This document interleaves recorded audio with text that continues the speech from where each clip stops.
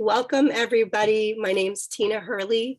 I'm a mom of a beautiful 17-month-old son, exercise physiologist, physician assistant, and the founder and executive director of Less Leg, More Heart, which is why you're all here. Less Leg, More Heart's a charity that helps amputees in a supplemental way to the medical system. We help with things like provision of holistic approaches to care and funding for home services during transition, like home modifications and house cleaning and meal services and handyman services, so that we can really make sure people are cared for and that the secondary outcomes of amputation. Sorry, could you say that? Sorry, like infections and falls and readmissions and narcotics and suicide, and all these things that happen because of lack of support aren't the case. We built a safety net in, and it's based on my own personal experience as both a physician assistant and now also an amputee. My 6-year ampuversary is coming up on the 28th of July, and I've learned a lot during that time. And I had to struggle a lot in the beginning because I didn't have a lot of resources, even though they were all there, many of them, trying to find these pieces of bread floating in the ocean for resources and knowledgeable people to share wisdom to help me through the stages of grieving and to stop some of the secondary losses I had in my personal life due to a lack of education would have been so helpful. And so that's kind of the basis of why this started and what we're doing. There's a number of folks here today that are either volunteers of the organization, beneficiaries of the organization, and a couple that are just new that I'm excited to learn about and to help in any way I can. If you guys know anybody that could use Less Leg, More Heart services, you just send them to our website and they go into the contact section. There's a disability assistance form. They fill that out and then we just get the ball rolling with all the love. So that's the upfront stuff and some of the housekeeping. I want to ask everybody a question just to kind of get everybody speaking about one word that would describe the amputation journey for you or being an amputee. If you could describe it, where you're at in this moment, not before or not after, but right now, what's the one word? And I'll start and then I'll kind of just call names off. So my one word is blessed, actually. And it took a really long time to get there, but it happened and I'm really grateful for that. So mine is blessed. I see Jill might have something to piggyback, so I'm going to go with Jill next. Unmute yourself, Jill, and tell us your one word. I was going to say blessed, but you took that. Thankful. Like that. How about Wafa? Comfort. Wow, I love that. Amanda? Thriving. What is it? Thriving. Love that. Okay. Not always that way, right? Man, but when it happens, it's nice, but it's a long journey to get there. Anthony, what do you got for a word, bud? Just adapting. Yep. Jasmine? I'm a fairly new amputee, and one word to describe like my journey right now is kind of limited. I'm very limited to like the things that I can do now. So I understand that. And then Liz? I say 2 words. You can because you're right at the transition point of a new exciting journey. So yeah, you can have 2 words. All right. How about regret and unpredictable? Good ones. And then Don?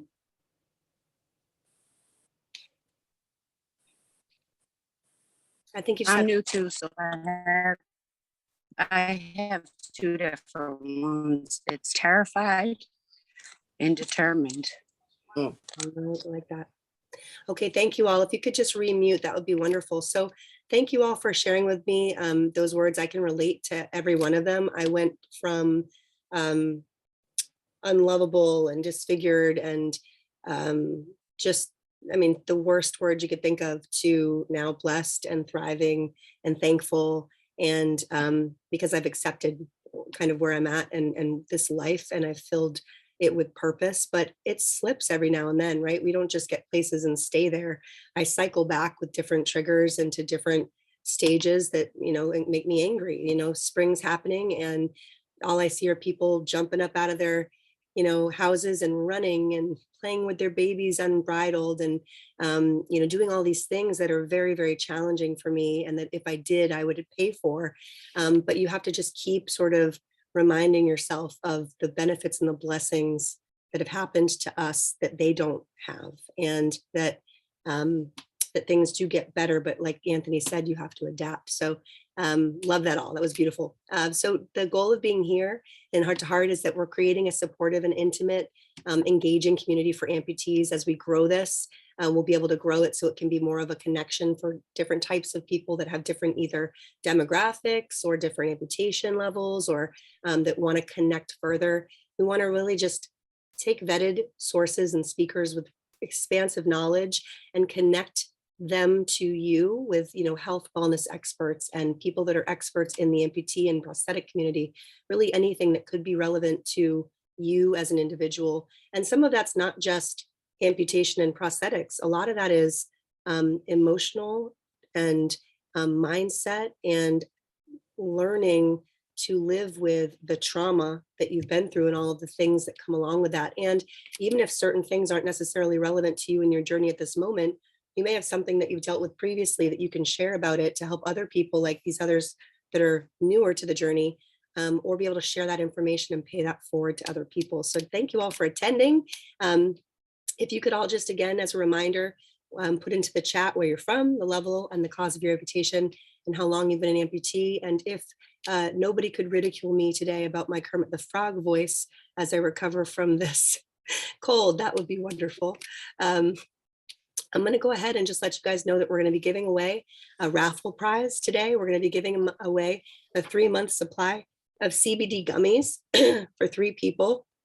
And I'll tell you at the end of the meeting how you can be eligible to win that if you stay till the end. So without further ado, I don't want to take up any more time. I have Kelli Calabrese here, who is just an incredible wealth of knowledge. She's an author and a speaker. She's a longtime coach and consultant for a variety of fields: fitness, wellness, longevity, and life management. She's talked on all different platforms: CBS, Fox, NBC, Forbes, New York Times, Men's Health, Huffington Post, and countless other places. But now she gets to add Less Leg, More Heart to the list there.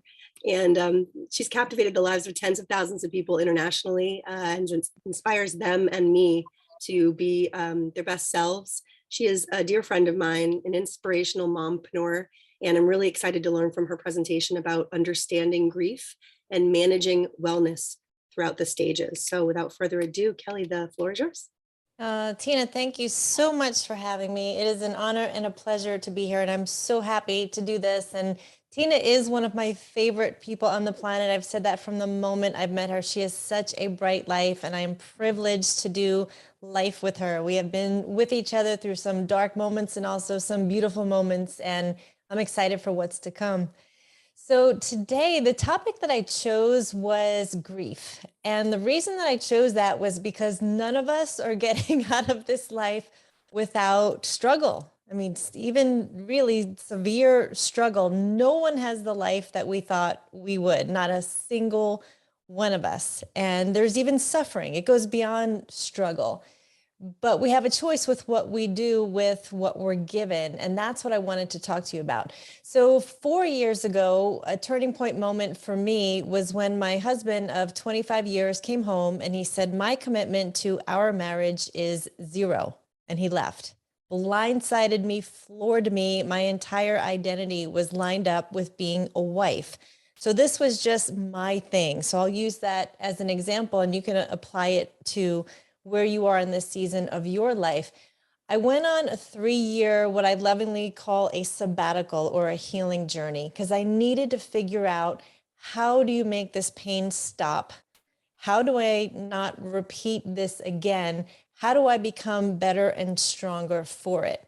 So on that journey, I discovered a lot of things. I discovered who my authentic self was. I forgave my ex-husband and myself.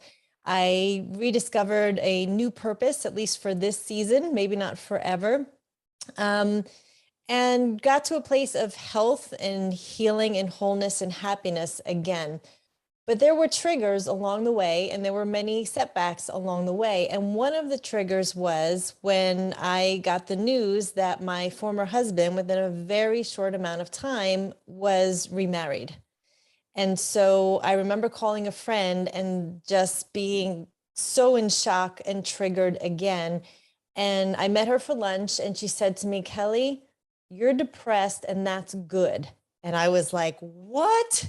What are you talking about? How can depression be good? Doesn't sound like there's anything good about depression.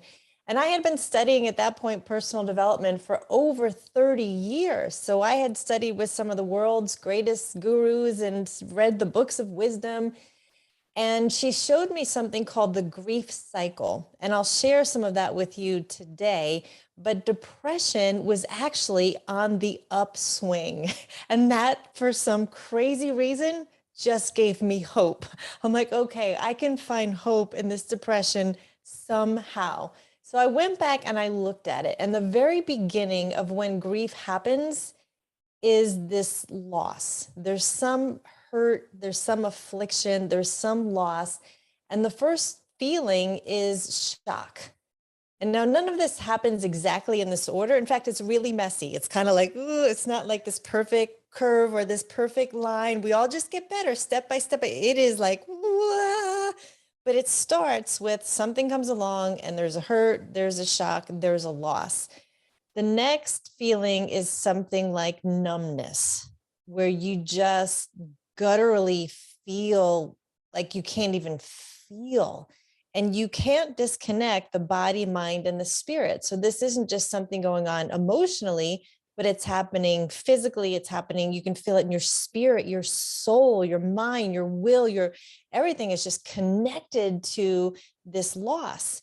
And then the next emotion that comes along is denial, where you're like, wait a minute, this is not happening. This is not my life. I did not sign up for this. I did not, maybe you didn't do anything wrong. I mean, horrible things happen, accidents happen, terrible things happen behind closed doors. I mean, there is struggle and suffering in the world, and it's just a natural response to be in denial of not accepting this. And then another phase in this is emotional outbursts. And maybe this isn't even your character. It is not mine. I am not someone who's very dramatic and extroverted and having emotional outbursts. But what's happening inside, eventually, when the pressure hits, is going to come out. And you might not even recognize this as yourself anymore. And then after that, there could be anger. And maybe you were never an angry person before. I was not an angry person. And thankfully, I journaled my process. And I went back and I looked like, was I angry? Because I don't remember it. And I did find a little section there where I was angry. And you need to get angry. Anger is actually healthy. In fact, it's even biblical. In the Bible, there's something called enmity, which is a holy, violent hate for something. We are supposed to hate things that are wrong. We are supposed to hate things that are unfair, unjust. So it's necessary to have that emotion. And if you're skipping any of these things, they're going to come back and rear their head again until you go through them, until you feel all the feels. And by the way, if anyone wants to ask questions, or you can type them in there, we can go back and visit any of these. The next one in the grief cycle is fear. This is huge. This can be paralyzing. This is where you're seeing anxiety, panic. This is when now you're starting to process the future and you're thinking about, oh my goodness, how is this going to happen? What's happening in this situation? And all these things start coming into play as you begin to imagine what your future will be like with this loss, with this disappointment, with this suffering. And it just comes in and it overwhelms you. At some point, you start searching where, okay, how can I make sense of this? Can I get help? Are there resources? Is there knowledge I can learn? What's available to me? And you start to go, let me start to make sense of this by finding some answers. And then there could be some disorganization that comes in, where now you might be getting too much information, or new things are coming in, and you're trying to, there's a little bit of chaos that's happening as this is coming at you. Once you get to this point, then panic can literally set in, where it just gets so overwhelming. It's more than you could handle. It's more than you can take. And that's where community, family, resources, all these things are so important, and having tools and techniques like breath work, things that can help you to settle down a little bit. The next one is guilt. And this is also an interesting phase and emotion that comes in, because you might start to think about, what was my responsibility in this? How is this affecting my family? Are people going to have to take care of me? Will I be able to contribute, earn? And that's just an emotion that can set in. The next one is loneliness. And that's where you just want to isolate. Just kind of raise your hand if this sounds familiar to anyone, where you just want to shut yourself out and you don't want to just take anything in. You just want to be alone. And it's not necessarily that good alone where you're doing a deep dive and, doing this deep spiritual journey. It's where you're shutting people out, and you may be trying to process things. And again, all of these are necessary. And it's not that all of these are bad. There's always two sides to a ditch, where you can do a very unhealthy isolation, or you can do a productive isolation. You can do a healthy anger, you can do an unhealthy anger. We want it to be a healthy part of the process. After the loneliness and the isolation, that's where the depression comes in. And again, it sounded silly, but this is where I really discovered this, that depression starts to be on the upswing. You realize that you're pressing things down, but you're starting to move towards, how can I take this trouble and begin to do something with it? So I'm pushing things down, but the way that life works is there's this balance, there's a swing. So from the low, a high can eventually come, or not though, right? We do have a choice. So after the depression is this re-entry, where you start to look at, okay, what is my trouble? What is my hurt? What is my hard thing? What is my suffering?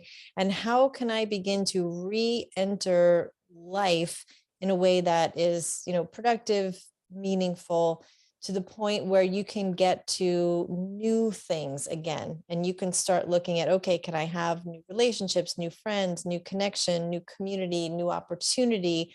And this is where you start to get hope, because now you start finding new strength in yourself that you didn't even know that you had before. Like a lot of the words that were used about this season of your life right now, things like blessed and gratitude and thriving, that's when you're getting to, wow, if this didn't happen to me, I would not be this strong, courageous, bold, grateful, blessed person. And then you'll start building new patterns, like, okay, this is my new life. What does this look like? How can I make this work? And that's when you start getting more hopeful. You start putting more positive energy behind it, and you'll get affirmations. You'll start to get feedback about, okay, this is working. I am able to get up and do and contribute and be and have. And then the highest level is when you get to a place where Tina and Summer, you were at, where now you're helping others.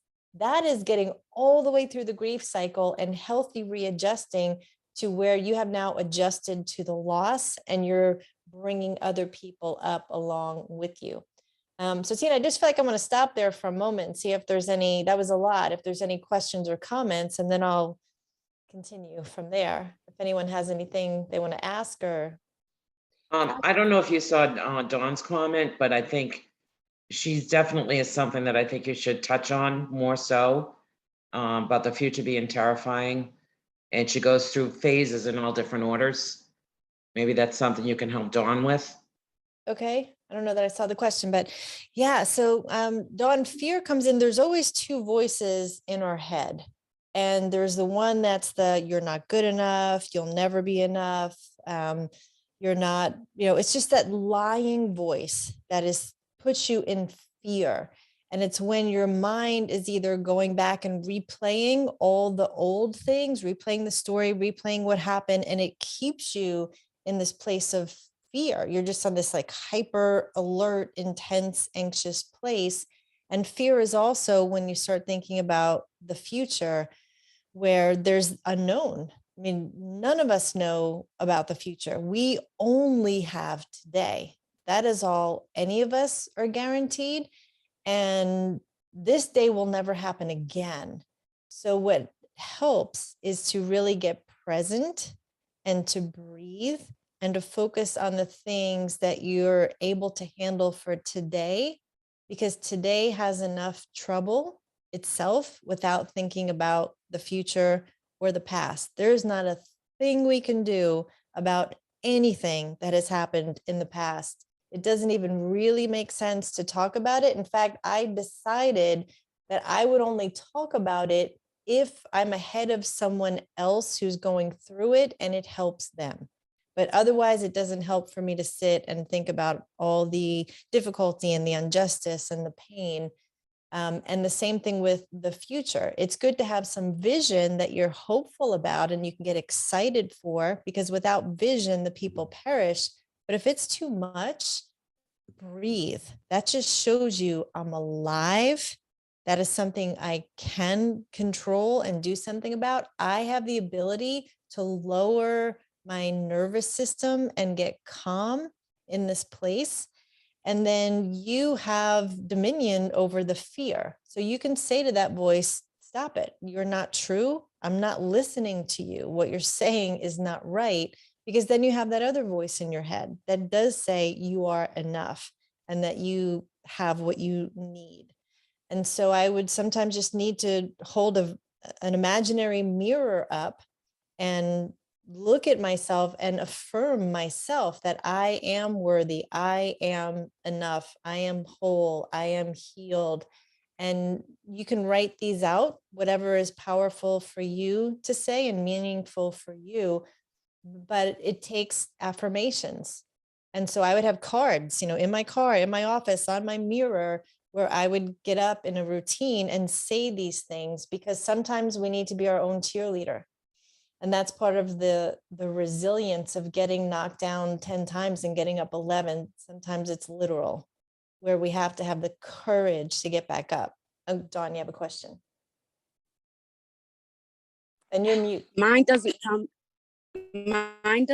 from like looking at myself and saying like I'm not good enough. My fear is not that.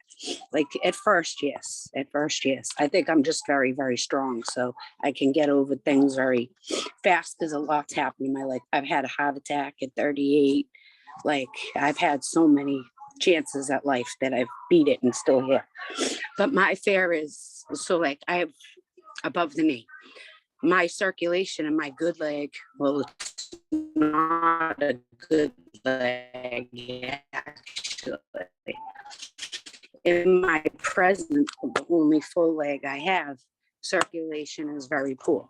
So there is a chance that I'm losing it. I mean, I was scared of going into the first surgery to save my leg. So I was supposed to go in just to have a stent put in. But when they went in, my body instantly clotted off everything from my knee down and there was no saving it. So it was either take it or I was gonna, get septic and die. So my fear is, they just told me that I have no circulation to my toes on the other side. So how do you get over the fear of knowing that I could lose the other leg? Yeah, that is a very, very good question. That's what goes through my mind. It's not somebody who's going to look at me and say, hey, she don't have a leg. And, the things that people do. Because when I went on the plane for the first time, nobody looked at my face. They looked at my leg first. And I felt like saying, hey, I'm a person. I have a face. I have a story of why I don't have a leg. But their first reaction was a leg. Now I don't care. And it's only been like 5.5 months since losing it. I go out to the store. You can look at it. You can say what you want. I don't care. It doesn't bother me anymore because I know who I am. It doesn't define me. However, the fear of losing the other leg doesn't go away. Right. I will Yes. say that So I Dawn, don't know how to Dawn, deal with that. I can share a little, and Kelly, I don't interrupt too much, but Yeah, no, go ahead. I have a rare vascular condition, Dawn, that is in both of my legs. And they took my left leg below the knee and it's still very ischemic, no blood flow. That's the best we can do right now because I have a son that needs me as a single mom. But they've talked about osseointegration or higher level amputation. And then I also have the condition in my right leg and surgery hasn't even started on that leg and it's slated for the same fate. So our timelines are different, but I want you to know that you're not alone in that fear. And I also want you to know that when you can get to the place of acceptance, the thing where you can just go, no matter how much I worry and lose sleep and isolate and self-medicate and scream into pillows and kick and scream, none of it will do anything to change the outcome. And all it is doing is depriving me of these moments of joy and time with my loved ones and time with that foot that may not be here long. So it really, unfortunately, doesn't serve you at all. And so it almost becomes like part of, for me, I'm speaking for, comes part of my logical brain where I go, I feel it, I acknowledge it, it's real, it has a purpose, it's terrifying. Most people couldn't walk or wheel a day in our shoes, some of these conditions, some of these concerns. And people across many diagnoses and traumas in life have hardship that in the same way, it levels them, the tidal wave dumps them, they're swimming as hard as they can, but they don't know which way is up.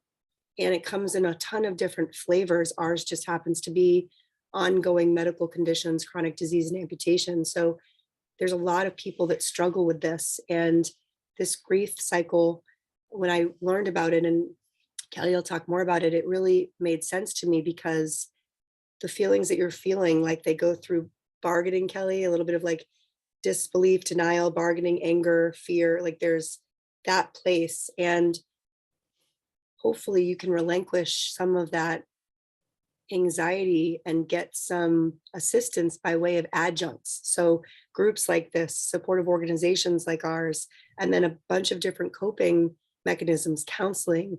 I used journaling, meditation, mindfulness, yoga, gratitude journal, as simple as that is, just to keep in my front focus the positives in my life, because it's very overwhelming when you have that level of fear about something very reasonable to be fearful of, that wouldn't just take over everything. So you have to intentionally put energy into that which will bring you joy by focusing on it, is just what's helped me to stay out of the ward over at the local hospital, you know. So powerful. There were two things that I call like life scriptures that I stood on that helped me in some of the darkest moments. And, it wasn't just my divorce. I lost my dad. I lost my best friend to cancer. I mean, we all have these moments in our life. But the first one, a friend told me, and it was, be anxious for nothing, but in all things, in supplication, which is thanksgiving, just cast your cares. And it sounds easy to say, but when I found myself getting anxious, I would imagine myself just casting my cares, like throwing away the care, take the anxiety off of me and throw it away. And that just gave me peace. And the second one was, and I don't know what your faith is, but this is my life scripture: trust God and lean not on your own understanding. In all your ways, submit to him, and he will take care of you. He'll make your paths straight. And that just also gave me peace. I have to believe there's something bigger than me, because if I'm all there is, if my ability, my brain, my physical body is what I need to rely on, then that's a pretty sad life. So my faith grew tremendously, especially in this season, that there was something bigger than me that I could rely on. And I don't know about anyone else here, but I have seen some miracles in my life that have come along that there was no explanation for. So that really helped me to build my faith. And I would just take quiet time. I call it soaking in heaven, because heaven is the highest thing that I could think of that would be good. And I will just go somewhere quiet, sit out in the lounge chair, on the couch, or in bed, and just imagine I'm in heaven and having conversations there where you get to ask questions, and you might be surprised at some of the answers that you get. And that's what gave me peace and took away a lot of anxiety and fear for me, to now being able to live a life where I can trust and live in forgiveness and more peace. Jill, did you want to add something? Oh, and you're muted. Hold on. Okay, There there you we go. Dawn, just to talk a little bit, I have a condition. It's not exactly like Tina's, but it's the same. And I keep praying that the right leg just stays healthy and does what it's supposed to do. I've been to my vascular surgeon more than I need to, just to give myself this comfort in my mind, stating that I'm still good. Going on a trip in Florida, I was worried about getting on the airplane, and then he just looked at me and he said this. He goes, "Trust today, trust tomorrow." He said, "Your condition may be 5 or 10 years down the road before we need to do more surgery. It could be 6 months from now." He says, "You have to try to focus on you're good right now." Because I still get a little numb in my foot. There's a couple of areas that I know there's a small blockage. But that's just say prayers that in the morning, I say, "Okay, God, I'm used to my Gracie. She's good. Please just keep watching my right leg." And that's just a little bit of advice that maybe I can put towards you, but I completely understand, like Tina does, exactly what you're going through right now. Dawn, another practical thing that I do is sometimes I will write a to-don't list, just like everyone has a to-do list. And the to-don't list is the things to stop doing that are not serving me. So when I catch myself doing things that are not serving me, what's on the to-don't list? Am I turning to alcohol? Let me put that on the to-don't list, because really that's not serving me. And sometimes before we can do something new, like an affirmation or breathing or meditation or yoga, we have to look at what are the things that we can stop that are maybe creating the fear. So can I stop myself in the thought when I start going down that road? Can I stop doing things that might be contributing to fear, and then eventually start something new, like listening to a TED Talk or going back and listening to these podcasts, or something that gives you life? So you get to set a boundary for what you allow in, and just be allowing in things that fuel you with encouraging things, not things that are pulling you down or getting you in fear. So for example, I don't watch horror movies. I don't even watch R-rated movies. There's just boundaries I have, because I want to have peace and joy in my life. So I don't watch the news. If there's something that important, someone will tell me, but I'm not going to let the fear of news come into my life, throughout the day or at night or anytime. So those things help for me to stay in peace. And like I said, it's just too priceless to give that up. Wafa, did you want to add something? Dawn, I just want to say also, I have a cleft foot that I don't have feeling in it at all. And it's very fused. And sometimes I walk with pain, and I go to the doctors for pain management.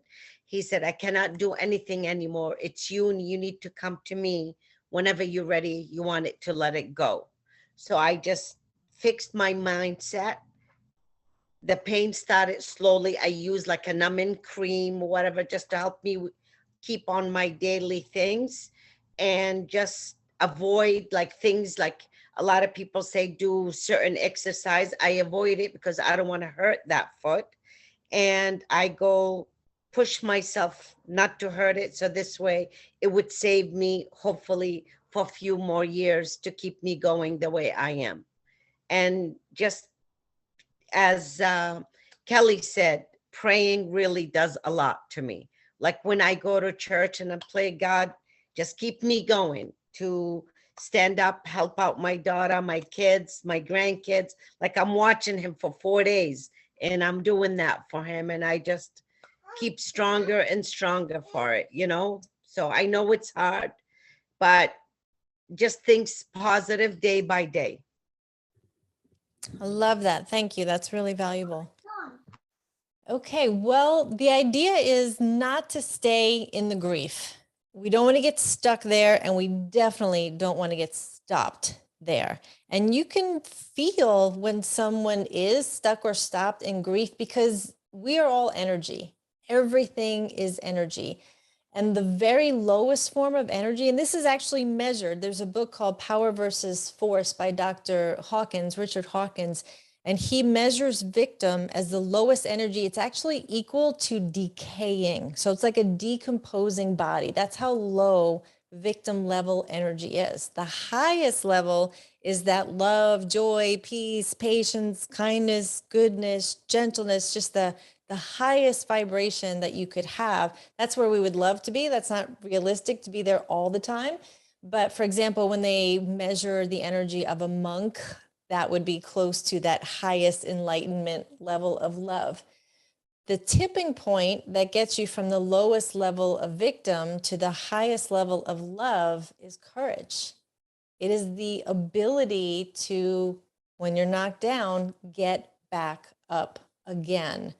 And it might not happen in a moment. It might take a season. It might take a little while, but eventually being able to get back up again, whatever that looks like when you've been knocked down.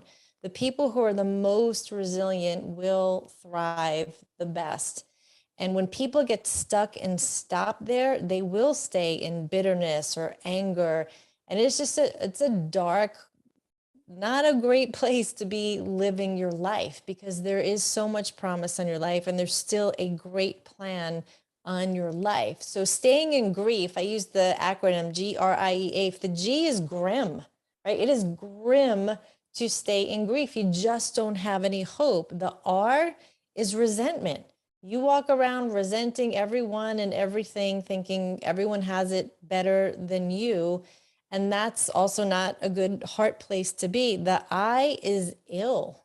You'll be ill, not just physically, but emotionally, mentally, spiritually, relationally. That illness spills over into every area if you're staying in grief. You can't disconnect any of it. The E is ego. That's when you're so self-centered, self-focused that you've made everything about you.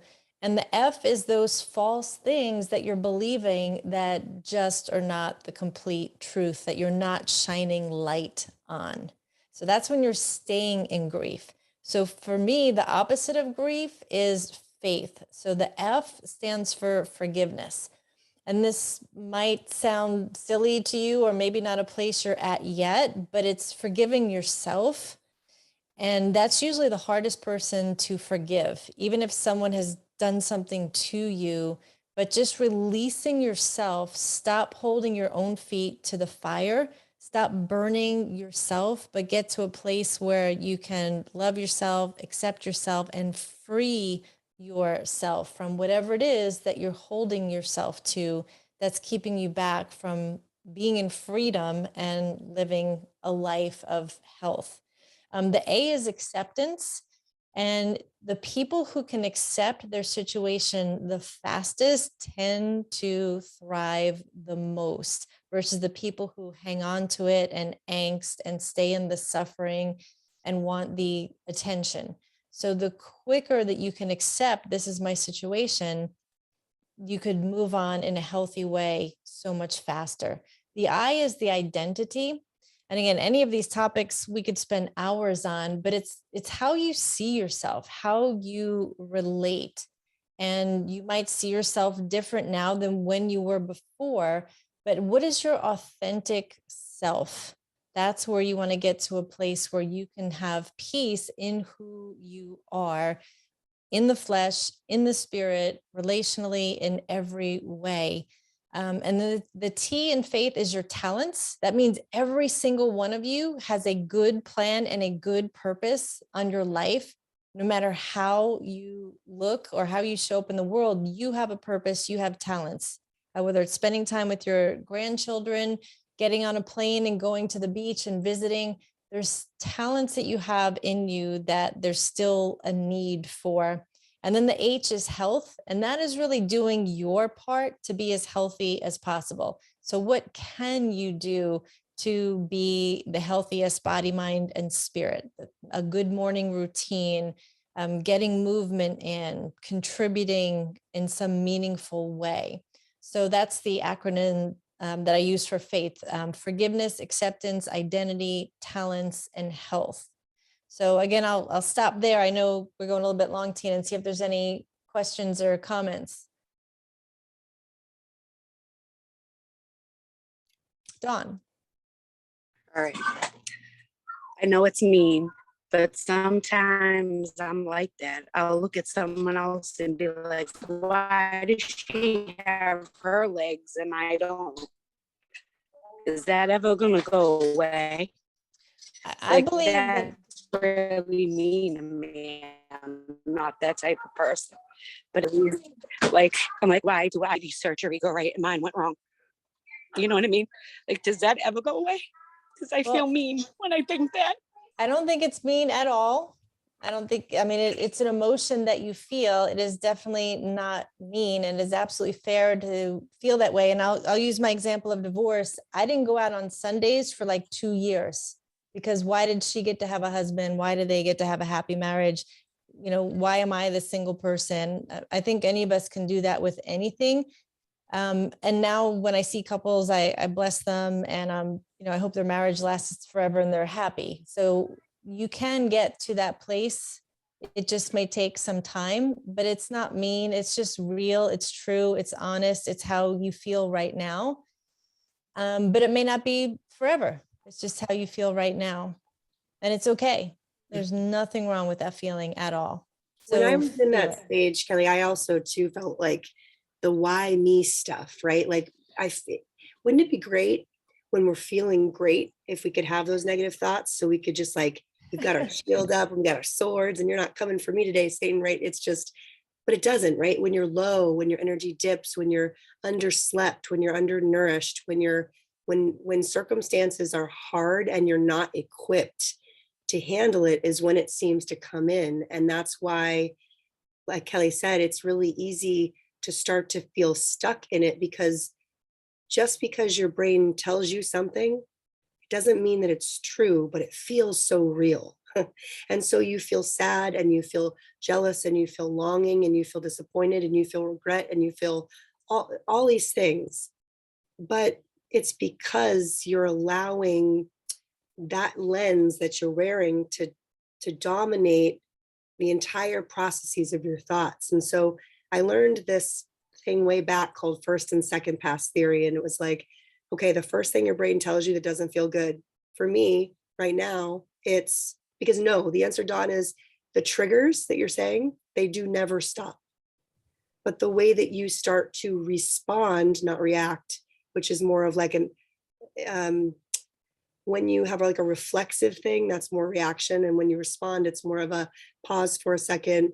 Let me chew on that and like respond in a way that is in alignment with my core values and serves the situation positively, which takes a moment. But if you can, so for me, it's women running with their strollers in the morning. It's like 7 a.m. I'm just getting my leg on. I've got my whole routine. I've got, a lot of issues. And so I look outside and there's like moms in a jogging group, and it looks beautiful. And they're wearing, the shoes that maybe I can't wear because of my prosthetic. And, there's this moment, this quick now flash where I look and I just take a breath and I'm like, that could have been me. That should have been me. That why can't I? All those thoughts. And now, because I've conditioned to be aware of that, I can stop it. But the first part of rewriting the internal narrative, which for me was pivotal in moving from absolute suffering, depression, don't want to get up out of bed, don't want to eat, don't have energy, pushing everyone away because I was there, was genuinely stopping the tracks that were playing in my head and writing it over. So then I started to go, okay, every time I recognize this thing I'm saying, I'm going to acknowledge it. I don't know what to say to it yet, but I'm just going to, let me see how much a day it happens. I'm going to be aware of it for one full day. And at the end of the day, I was like, no wonder I feel awful. No wonder I feel unmotivated and angry and bitter and jealous, because it is literally all that I'm doing in my head silently. If it was a megaphone, it would be very apparent to everybody else, but it takes you a second to slow down and intentionally listen to what you're saying to yourself, to recognize it. And that's probably what's happening, is those loops throughout the day that are keeping you in fight or flight and keeping you hypervigilant and making you tired, which is making you less able to defend yourself against those internal thoughts. So just start to try that tactic of being aware of it. And then the next phase for me was, I'm going to now say something different that's the actual truth when those things come up. So me with the moms out jogging with a stroller, that should have been me. That I wish that were me. Why did this have to happen to me? Just stop and go, well, this is my life. So what does it matter? What is that thought even leading me to? Only to feel bad about myself, to long for things that I'll never have, and to take me away of this moment where I'm playing on my porch with my beautiful son. So just none for me, thanks. Just acknowledge it. That doesn't serve me, none for me. So that's what I've used, is that first and second pass theory. That's just my 2 cents, Dawn. I hope it helps. So yeah, I kind of do that. Like, I don't think I ever really went through depression yet. And I know that sounds crazy, but I've lost a husband at like 30 something years old. So, I mean, I've gone through the grieving there, but I don't, to be honest, like after the second day of having it taken off, I was just, how am I getting back home to the kids? How am I gonna get up and be able to live life again with the new situation? Like, I kind of didn't want it to put me, set me back, but I'm afraid that because I didn't experience that it's gonna come too, is another thing. Like, I go through some of the emotions, but like I said, it's not in that direct sequence. Like, some days I'll be fine, perfectly fine. Like, I talk to Jasmine all the time. I'll be great. How's your day? I'm having a great day. My focus is this. And then all of a sudden the next day I'll be like, again, why does that lady have her leg? But I think, like you said, it's more because something frustrating is happening at that moment, where yes, if I had a leg, I wouldn't be at that frustrating moment. And I think that's what you said. Like, I have to kind of be like you said, I've accepted it, but maybe not fully, where I'm at that point in life that I can just be like, oh, that's great to see her running, like you said, down the street with the baby carriage. Some days I have that, or some days I look at her and I'll say to myself, I really, like what my mom, she's very sitting down all the time now that she's retired and she's got bad legs. I'm like, you got to get up and go. Like, you got to move. Maybe if I did that, I'd be okay. Like, I still have those days, but I don't think I've ever really hit the depression stage yet. And I don't know if that's going to come. Like, did anybody ever experience it? Like, later on, they were gung-ho, and then all of a sudden, I'm afraid it's going to come when I get my prosthetic and I'm at that stage and ready to get my leg. And then everything's going to go backwards again, because that's what it already did. I was ready to get it, and boom, my leg was infected, and we had to start from the beginning, which I know does have its, turning points where it can go back 12 steps after you just made it 3. I know that, and that's how life is, but I'm just afraid that I don't want to get in that depression. I went through it after my husband, my relationship with my oldest son went to crap because I wasn't a mother, because I didn't know how to handle that big life situation that happened and changed everything drastically like this. Like, I'm a go person. I have 3 kids. My youngest is 6. Like, I constantly have to go. Like, I get stuck in my mind when I stop, when I have So the Dawn, time. I'm gonna interrupt you, because I'll tell you, you're thinking exactly the same as a lot of us. It sounds like your avoidance tactic is busyness, and that's common. I don't know if Kelly, I'll give you back the mic, but I think that avoidance by way of pace is, as you're concerned with, Dawn, a setup for having to face it at some point. And oftentimes when life forces you still, like if the other limb has to be taken, or if you get ill, that it seems to catch us. Then Liz, you can probably relate, right? The hardest time probably was when you had your leg amputated, life slowed down, and everything that was behind you that you were chasing that wave of can come crashing in, right? Do you relate to that? Yeah, I think a lot of us can. So you're normal, Dawn. It's normal to oscillate between the phases. And I think that you dealing with your feelings a little bit more presently and not avoiding until the inevitable happens, then, oh my gosh, those sky falls, and now you're laying in bed having to really mourn and grieve and come to acceptance of all of the years that you have been busy. And that's very overwhelming. I know, Liz, you're nodding along because you did it. I did it too. And I don't wish it on anybody. And I think that's what Kelly's saying is sort of like the presentness and the mindfulness of the now and where you were needs to be sort of like resolved, excavate that kind of trauma by working through it, feeling it to heal it.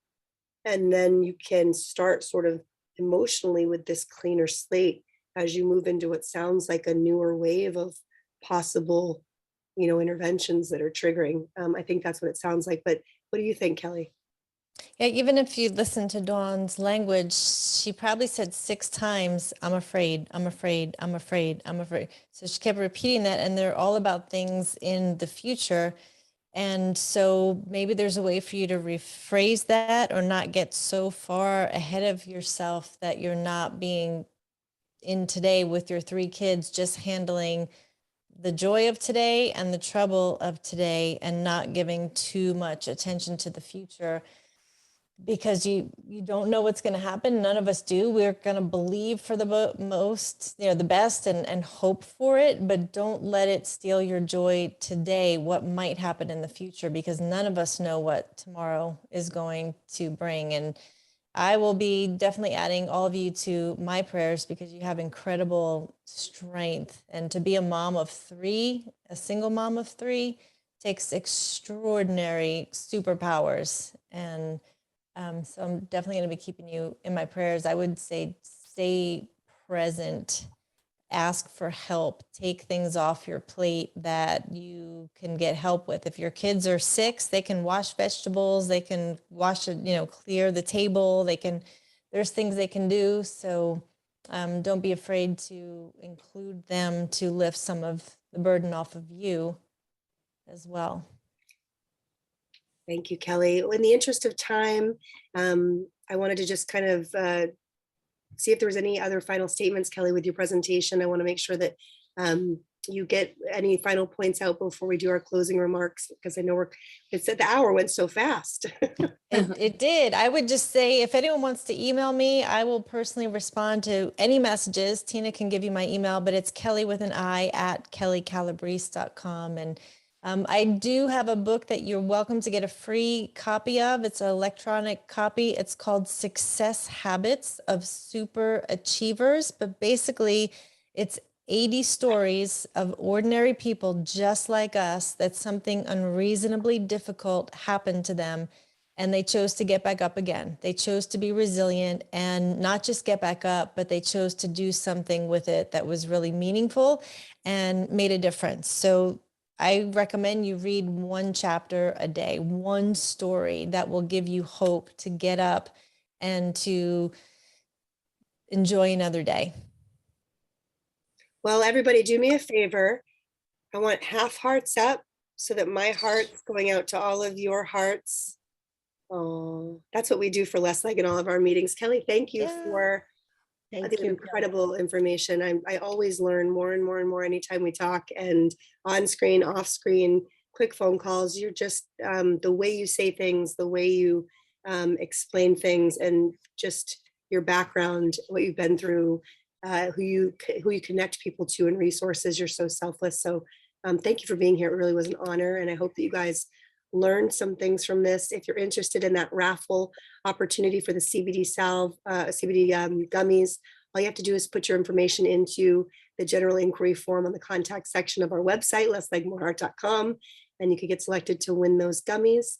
Liz got some last time, and then 2 other people that aren't on the call today. So in closing, guys, just if you don't already subscribe to our YouTube for Less Like More Heart, we have a lot of content that's going to be actually posted up soon of my life and some of the things, single mom and on one leg, and a lot of other things I have not had the time or energy to capture, but with the new team will be up. And so we're close to getting all the views that we need to help make this part of our funding opportunity for our mission for Less Leg. So the more likes, shares, and views are helpful to us. If you're in the Southern New Hampshire area, please come by June 5th to join us for the cornhole tournament. And there is an online assault bike raffle we're selling tickets for. You can find all that information at the events tab on our website. But there's a Facebook group, which is more of the call to action I wanted to tell you guys about. I put a Facebook group up specifically for this group, Heart to Heart, so that as we continue through the months, the speakers will be invited, and then all of the attendees you can be invited, you can come on and join on. And so if you have questions, the speakers, if there's topics of things that you want to discuss, if there's someone you're related to in a meeting that you want to connect with, we're going to grow this family, and that will be a center place for that. So feel free. I'm going to drop the, I'm going to drop this link to the Facebook group right now, right in the chat for you. That way you can just click on it and join it before you leave today. Awesome. Well, the next meeting is Thursday, June 9th at 6 p.m. Same time, same link. Please share, spread the word, share the news.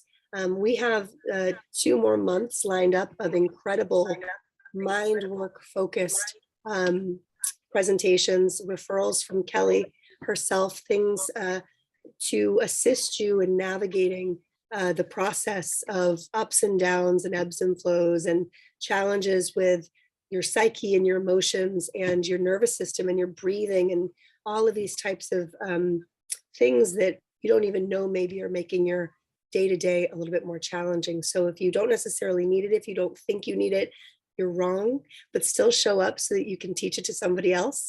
Otherwise, I will see you guys all, I hope, next month. I'm so grateful you spent your evening with us. Kelli, again, thank you for being here.